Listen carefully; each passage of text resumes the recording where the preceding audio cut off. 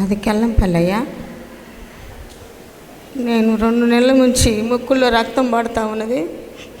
ఆ హాస్పిటల్ తిరిగినాము, ఎన్నో మాత్రలు, ఎన్నో డాక్టర్ చేత సిటీ స్కానింగ్లు, గుండె అన్ని స్కానింగ్లు. ఈ స్కానింగ్ లేదు అనటానికి లేదు. ఒక రోజు 3 వారాల కిందట నేను తీర్మానించుకొని ఎక్కడికి వెళ్ళినా ఏం జబ్బు లేదు, అన్నీ బాగానే ఉన్నాయి అంటున్నాను. మరి ముక్కులో రక్తం మటుకు వంగితే పడిపోతూ ఉంది, కారిపోతూ ఉంది, గుడ్డలన్నీ తడిసిపోతూ ఉన్నాయి.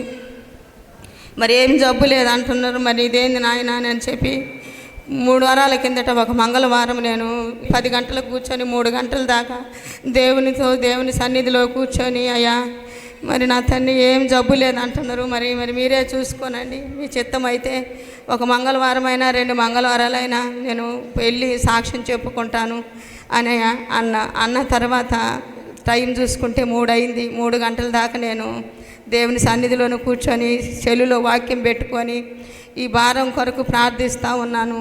మరి ఆ రోజు నుంచి మరి రాదు నీకు అన్నటువంటి మాట నాకు వినపడింది. అప్పుడు నేను ఆ వారమే వచ్చి సాక్ష్యం చెప్దాం అనుకుంటే తెల్లారి అమ్మ చనిపోయింది.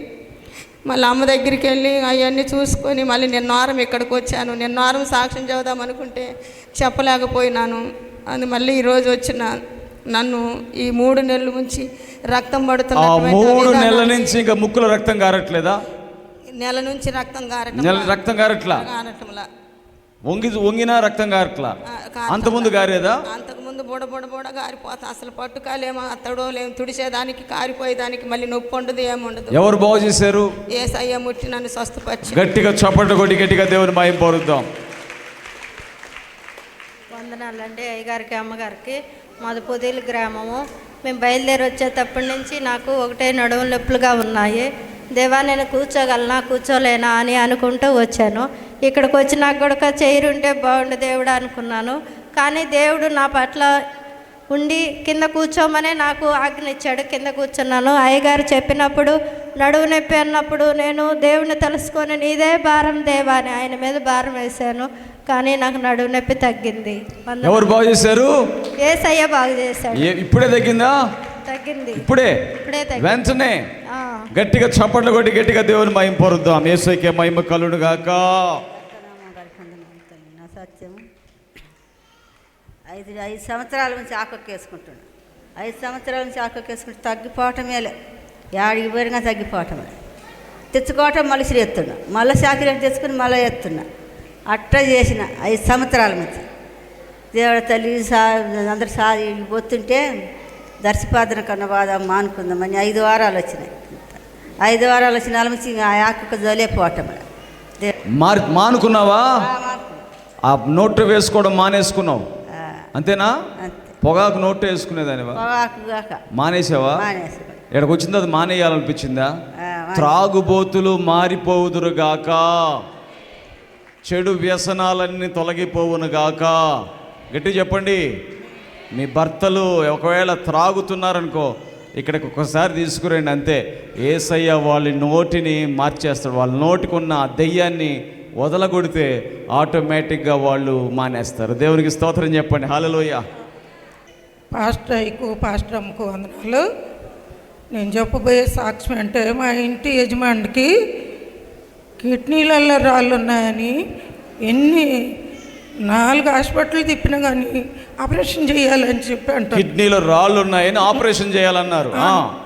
ఈ బాధకు తట్టుకోలేక నేను చనిపోతాను అంటాము. ఎడమ పక్కన కిడ్నీలో నడవలేడు. అప్పటికి నేను ఎన్నోని గొప్పగా ఆయనకు ధైర్యం చెప్పుకుంటా, యేసు రక్తం ప్రార్థన నేను ఇంటికి వచ్చి తీసుకొచ్చి పూసి నేను ఒంగోలు తీసుకుపోతే మా మనవరాలు మా మరిది ఆడికిపోయినాక కిడ్నీలలో రాళ్ళు లేవయ్యా, నీకు ఏం బాధ లేదు. ప్రేయర్ రాసిన తర్వాత మళ్ళీ హాస్పిటల్ తీసుకెళ్తే కిడ్నీలో రాళ్ళు లేవు అని చెప్పింది. లేవు అని చెప్పాను. ఆ తల్లి ఏం చెప్తుందో తెలుసా? అంతకుముందు కిడ్నీలో ఎడం పక్కన నొప్పి వస్తే హాస్పిటల్ తీసుకెళ్తే రాళ్ళు ఉన్నాయి, ఆపరేషన్ చేయాలన్నారంట. ఇక్కడికి వచ్చి ప్రేయర్లు తీసుకెళ్ళి రాసిన తర్వాత ఒంగోలు తీసుకెళ్తే కిడ్నీలో రాళ్ళు ఏమంటున్నారు? లేవని చెప్పింది. ఏం బుర్రలు పని చేయట్లే ఎవరికి? ఇక్కడికి తీసుకొచ్చినాను. బుర్రలే పని చేయట్లా. నడిచి వచ్చేటప్పుడు కూడా మీకు డబ్బులు ఇస్తేనే సంతోషం, అంతేనా? డబ్బులు వస్తేనే సంతోషమా మీకు? దేవుడి కార్యం, ఒక కార్యము జరగకపోతే లక్షలు పోతాయి, ఒక కార్యం జరిగితే లక్షలు మిగులుతాయి. హల్లెలూయా! యేసయ్యను నమ్ముకున్న వాళ్ళకి యేసయ్య సహాయము చేస్తాడు. గట్టిగా చప్పట్లు కొట్టి గట్టి కొట్టాలా? యేసయ్యకి నా వందనాలు, యేసయ్యకి నా వందనాలు, పాస్టర్కి నా వందనాలు. నాకు బాగా నీరసం వచ్చింది. నీరసం వస్తే తగ్గిపోవాలి నాయన అనుకున్నా. మళ్ళీ నాకు విరోచనాలు అయినాయి. విరోచనాలు కూడా తగ్గిపోవాలి నాయన అనుకున్నా, తగ్గిపోయినాయి. నాకు బాగా దగ్గు జలుబు చేసింది. జలుబు తగ్గిపోవాలి నాయన అనుకున్నా, తగ్గిపోయినాయి. నాకు బాగా గుండెల్లో నొప్పి వచ్చింది. నాయన నాకు ఎందుకు ఈ గుండెల్లో నొప్పి బాధలు నాయన, నాకు తగ్గిపోవాలనుకున్నా. మళ్ళీ నడుముల నొప్పులు, మోకాలు నొప్పులు, ఒళ్ళు నొప్పులు వచ్చినాయి. నాయన ఎందుకు నాకు ఇంత అవస్థ పెట్టినవు స్వామి యేసయ్యా? తగ్గిపోవాలనుకున్న ఆసుపత్రి పోయి ఇండిషన్లు చేయించుకున్నా, బాటలు కట్టించుకున్నా, నాకు తగ్గలేదు. యేసయ్యా నీకు సాక్ష్యం చెబుతా. 3 వారాలు నీకు మంగళవారం వచ్చి నీకు సాక్ష్యం చెప్పుకొని నీకు 500 సందా వేస్తున్నా ఆయన. నీ మంగళవారం వచ్చి నీ 3 వారాలు 500 వేసి నేను సాక్ష్యం చెప్పుకుంటా, నాకు తగ్గించి తీసివేయి నాయన అని చెప్పి అన్న అంటే తగ్గించాడు, బాగు చేశాడు నా యేసయ్య. బాగు చేశాడు నీ యేసయ్య. నా యేసయ్య నన్ను బాగు చేశాడు. హల్లెలూయా! ప్రేమించు వారికి ఆయన మేలు చేసే దేవుడు. ఆమెన్. నా పేరు బిందు వైష్ణవి గారికి, అమ్మగారికి నా వందనాలు. నాకు నిన్న రాత్రి అసలు కడుపు నొప్పి వచ్చింది. యేసయ్య తగ్గిపోతే సాక్ష్యం చెప్పుకుంటారు ప్రభు అనుకున్నా, తగ్గిపోయింది.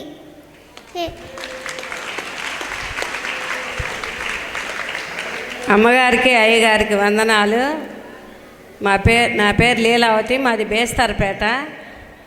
నేను వచ్చేటప్పుడు మాది బేస్తారపేట నుండి వస్తుంటే పొదిలి వరకు రాగానే భయంకరమైన తలనొప్పి, సిర్సులో నుంచి బాగా తలనొప్పి వచ్చింది.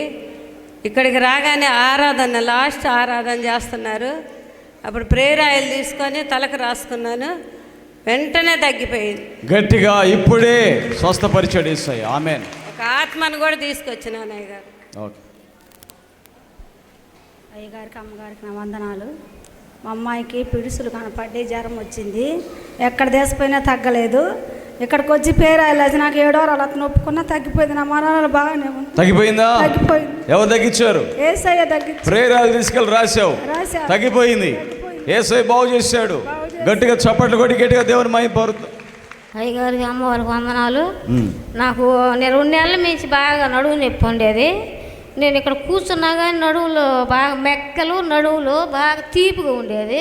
నువ్వు లేచి నిలబడమన్నప్పుడు నేను చేయి పెట్టుకున్నప్పుడు నాకు తీసేసినట్టు పోయింది. తీసేసినట్టుంది ఆ నొప్పి. ఇప్పుడు తగ్గిపోయిందా? ఎవరు తగ్గించారు? దేవుడు. గట్టిగా చప్పట్లు కొట్టి దేవుని మహిమపరుద్దాం. యేసయ్యకే మహిమ. సాక్ష్యం ఏంటంటే నేను వచ్చి 2 నెలలు అయింది, రాలేకపోయాను. అక్కడికి నాకు ఒక రేత్రి బాగా గుండెల్లో బరువుగా బాగలేదు. నాకు కొంచెం గుండెల్లో కొలెస్ట్రాల్ అని చెప్పారు. సరే నేను ఇక్కడికి వచ్చి హాస్పిటల్కి పోయినప్పుడు అమ్మ నీకు నార్మల్గా ఉందని చెప్పింది, నీకు కొలెస్ట్రాల్ నార్మల్గా ఉందని చెప్పింది. Cholesterol normal. అంతకుముందు కొలెస్ట్రాల్ ఉందన్నారు, ఇక్కడికి వచ్చి వెళ్ళిన తర్వాత కొలెస్ట్రాల్ నార్మల్, గుండెకి బాకిందని చెప్పారు. Sugar normal. చెప్పండి, అందరు చెప్పండి, అందరు చెప్పండి. షుగర్ నార్మల్ అనండి, బీపీ నార్మల్ అనండి. అనకపోతే వాళ్ళకి ఏమీ లేదు అనండి అమ్మా. షుగర్ నార్మల్ అనండి, BP normal, thyroid normal, cholesterol normal. నజరేయుడైన యేసు నామములో రిపోర్ట్స్ నార్మల్గా వచ్చునుగాక. చెప్పండి గట్టిగా ఆమెన్. ఇంకొక సాక్ష్యం ఏంటంటే మేము వడ్లు 30 బస్తాలు కొనకొచ్చి ఇంట్లో వేసుకున్నాము. నేను ఇక్కడికి వచ్చి ఏసు రక్తం ఎత్తుకొని పోయా. చిన్న పురుగులు, ఎర్ర పురుగులు ఉంటాయి కదా, అవి బాగా పట్టినాయి, ఇల్లు అంతా బారికాడుతున్నాయి. ఏంది ఈ బట్టినాయి అంటే అంత సుదుము చేస్తాయి అనుకొని ఏమైతే పోద్దా అని అనుకున్నా. ఏసు రక్తం 2 రోజులు నీళ్ళలో వేసి శుభ్రంగా బస్తాలు మొత్తం చల్లిన, అసలు ఒక్కడ కూడా కనపడలా. అన్నం తినేటప్పుడు పల్లెళ్ళు అయ్యే, మంచినీళ్ళు అయ్యే, ఏడబట్టిన అయ్యే. ఏందే ఈ పురుగులు ఏందని నేను ఆశ్చర్యపోయినా. నేను 2 రోజులు 3 రోజులు నీళ్ళలో వేసుకొని నాయన యేసయ్య ఈ పురుగులు కానీ పోతే నేను సాక్ష్యం చెప్పుకుంటానయ్య అనుకున్నా. శుభ్రంగా పోయింది. శుభ్రంగా వెళ్ళిపోతే యేసయ్యకే మహిమ. సర్వ సృష్టి ఆయన యందే ఉన్నది. గట్టిగా చప్పట కొట్టి గట్టి కొట్టాలా. సాక్ష్యం ఏంటంటే నాకు ఈ నడమ ఈ పోయిన ఆదివారంగా కవతల ఆదివారం ముడ్డు పోసేందుకు మేము అంతలా గొలలేసింది. నేను చాలా భయపడ్డా. మా అత్తకు కూడా అట్నే లేచి ఆమెకి చనిపోయింది. సరే నేను అనుకున్న యేసయ్య మరి 2 రోజులు అసలు మంచంలో పండుకోలేకపోయా. అంత గొల్లే మళ్ళీ బాగా ముడ్డు పోసేందుకు తీపి పడుతుంది. నేను అనుకున్న తండ్రి యేసయ్య ఈ గొల్ల కానీ పోతే నాయన నీకు సాక్ష్యం చెప్పుకొని 1000 రూపాయలు నేను సందా వేసుకుంటా తండ్రి అనుకున్నాను. 2 రోజులు యేసు రక్తం పూసుకున్నాను. ఆ గొల్ల ఎడిపోయిందో నొప్పి ఎడిపోయిందో శుభ్రంగా నా యేసయ్య తీసేసిండు. ఆమేన్. గట్టిగా దేవుని స్తోత్రం చెప్పండి. హల్లెలూయా. ఆమేన్. అమ్మాయి 11 పాస్ అయితే నేను సాక్ష్యం చెప్పుకుంటాను. పాస్ అయింది. ప్రార్థన చేసుకున్న దేవుడు జవాబు ఇచ్చాడు. యేసయ్యకే మహిమ కలుగును గాక. అయ్యగారికి అమ్మగారికి నా వందనాలు. నా మనమరాలకి నెల వెళ్ళి 2వ నెల వచ్చింది. వచ్చినమ్మటే టీకా వేయించినాం. టీకా వేయించేరకు ఆ రక్తం అనేది ఆగకుండా 1.5 గారింది పాపకు. ఏంది ఎట్టుంది అని హాస్పిటల్ లేకపోతే అమ్మ ఆ పాపకు ఒక కన్నం తక్కువైనది ఎమ్మటి ఒంగోలు తీసుకుపోమన్నారు. కానీ ఇంక ఎమ్మటి కారు తీసుకొని ఒంగోలు తీసుకుపోతా నేను ప్రార్థన చేసుకున్నా. అయ్యంగా నీ చిత్తమేనయ్యా, ఆడికి పోతే లచ్చలలో ఉంటుంది, ఏది ఏమైనా ఇంకా నువ్వు ఆ బిడ్డను కాపాడాలా. 2వ నెల పాప కదా, ఆ పిల్లకు రక్తం కూడా మొత్తం పోయి ఉండాలి. ఏదైనా పిడుసులు రాకుండా ఆ బిడ్డను నువ్వు కాపాడి కరుణిస్తే నీ మందిరంలో వచ్చి నేను సాక్ష్యం చెప్పుకుంటాను అయ్యా బిడ్డకు బాగుంటే అనుకున్నా. ఇంతకు దేవుడి దయ యేసయ్య దయ వల్ల బాగుంది. ఇంటికి తీసుకొచ్చినాం. ఇవాళ మందిరానికి వస్తుంటే నాకు మనశ్శాంతి లేదు. నేను సాక్ష్యం తేదామనుకుంటే నాకు అంత అయోమయంలో ఉంది. ఇంకా సాతాను నన్ను ఆపాలని ఇంట్లోనే అందరమైనా గొడవలు పెట్టేస్తుంది. ఏ గొడవ అయినా ఏది ఏమైనా నేను మందిరానికి వచ్చి నీ మందిరంలో సాక్ష్యం చేస్తాను. అదే దేవుడు నీకు సమాధానం ఇచ్చాడు. గట్టిగా చప్పట్లు కొట్టి గట్టిగా దేవుని మహిమ పరుద్దాం. హల్లెలూయా. అయ్యా పాస్టర్ గారికి పాస్టమ్మ గారికి వందనాలు. కూడొచ్చిన ప్రజలందరికీ వందనాలు. మాది గిద్దలూరు. నా పేరు సుబ్బమ్మ. ఈ శుక్రవారం నైటు కాళ్ళు ఏళ్ళు కండెలు అసలు గట్టిగా గెసగెస తన్నకలాడినా. అయ్యా యేసయ్య మంగళవారం ప్రార్థనలో సాక్ష్యం చెప్పుకుంటానన్నా ఒక 5-6 నిమిషాల్లో తగ్గిపోయినాయి. ఇప్పుడు తగ్గిందా? తగ్గిపోయింది. గట్టిగా చప్పట్లు కొట్టి గట్టిగా దేవుని మహిమ పరుద్దాం. యేసయ్యకే మహిమ కలుగును గాక. ఈరోజు ప్రయాణం అయ్యి 6 గంటల బండికి వస్తుంటే స్టేషన్కి ఎదురు ఆ పక్కన ఒక బండి పోయింది లేదా దూరంగా ఉంది, కొంచెం దూరంగా ఉందని దాటుకోబోయాలకనే ఆ లారీ దగ్గరకు బ్రేక్ అయిపోతే ఇంక అవతలోళ్ళు ఏం తిట్టిండ్రు.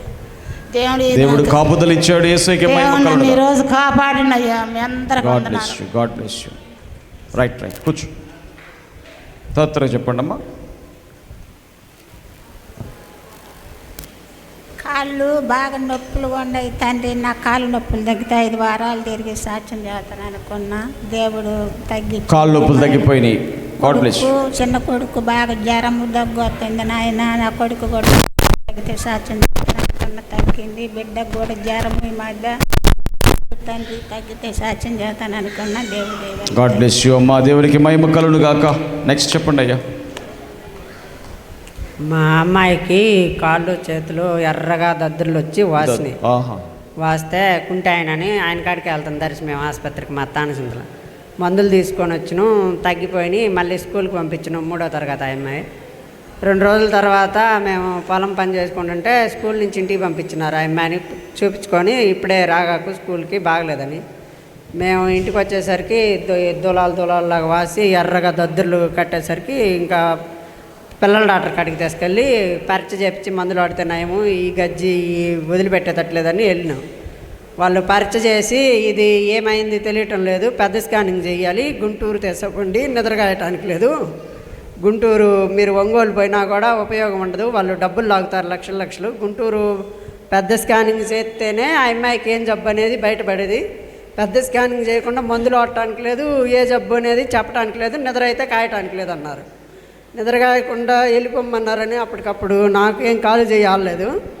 ఇక్కడ తీసుకుపోయిన ప్రార్థన నూనె ఉంటే అది వేసి పంపించినారు వాళ్ళ అమ్మోళ్ళు సంచిలో. అదే పోయి రాసి ప్రార్థన చేయడానికి కూడా అప్పుడు ఏం అనిపించలేదు. ఎక్కడో ఉంది మైండ్ అంతా పోయి. ఒక్కసారిగా ఈ మాట చెప్పటం ఏందా, పెద్ద స్కానింగ్లో ఏమొచ్చిద్దని. పెద్ద స్కానింగ్లో రక్తనాళాల్లో ఇన్ఫెక్షను, 6 నెలలు మందులు వాడాలన్నారు. ప్రార్థన సమయం రాసి తీసుకెళ్ళాము. 4 నెలల కల్లా తగ్గిపోయింది. దేవుడికి సాక్ష్యం చెప్పి దేవుడు చేసిన కార్యాన్ని బట్టి గట్టిగా చప్పట్లు కొట్టి గట్టిగా దేవుని మహిమ పొందుదాం. హల్లెలూయా. దేవునికి స్తోత్రములు. దైవజనురాలకి నా వందనాలు తెలియజేసుకుంటూ, వచ్చిన సంఘస్థులందరికీ నా వందనాలు తెలియజేసుకుంటూ, యేసు ప్రభు ఇప్పుడే నా ఒక భుజం నొప్పి తగ్గించాడు కనుక ఇప్పుడే దేవుడు నన్ను స్వస్థపరిచాడు. గట్టిగా చప్పట్లు కొట్టి గట్టిగా